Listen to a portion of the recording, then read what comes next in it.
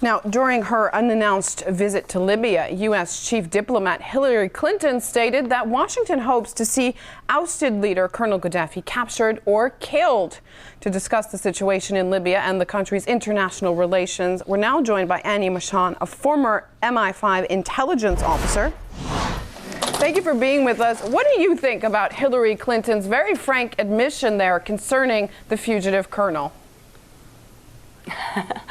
Well, I mean, you know, they seek him here, they seek him there. I mean, Colonel Gaddafi has been a very wily foe of the West for many decades, and I don't think he's going to give up without a fight.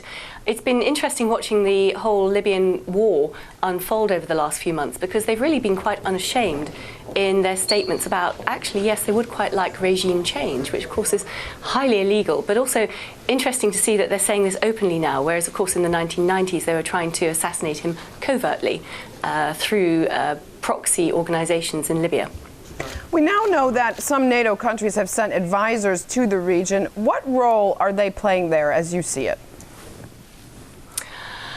Well, I'm sure they're probably going there with the best of intentions to ensure that humanitarian aid and human rights are upheld. But I have to say that the way that the whole mess in Libya has unfolded, I mean, let's not forget that the UN sanctions change of heart was put in place now, it appears, on very dubious moral grounds and unsubstantiated rumours of genocide in Benghazi. So they're probably going there to try and help. But to be quite frank, what's been going on in places like Sirte has just been of breathtaking hypocrisy. The West goes in, NATO goes in to bomb Gaddafi's regime out of existence because they're threatening civilians in Benghazi.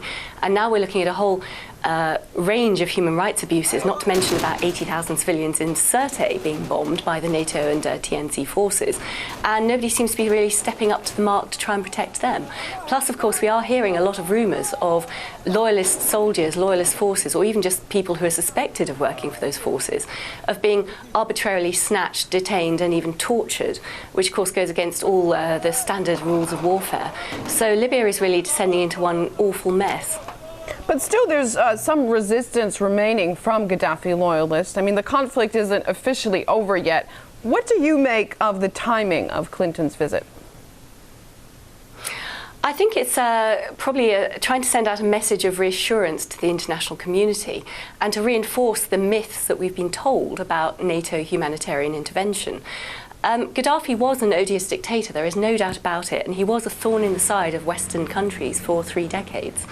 But for the majority of Libyans living in that country who weren't perhaps particularly politically active, their quality of life was perfectly fine. I mean, you know, they had free education, free health, they could study abroad. When they got married, they were given a certain amount of money. So they were actually rather the envy of many other citizens in African countries. Now, of course, since the NATO humanitarian intervention, the infrastructure of their country has been bombed back to the Stone Age, effectively. They will not have the same quality of life. Women probably will not have the same sort of degree of emancipation under any new transitional government.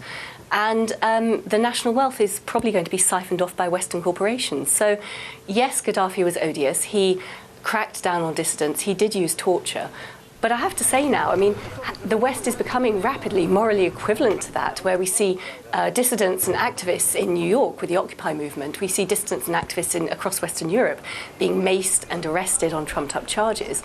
And where, of course, we've now seen plentiful evidence emerging that our Western intelligence agencies have been involved in extraordinary rendition and torture. So the moral equivalence is there. And I think perhaps the standard of living in Libya might have been slightly higher than it perhaps is now in America and the UK with the recession. So it's rank hypocrisy.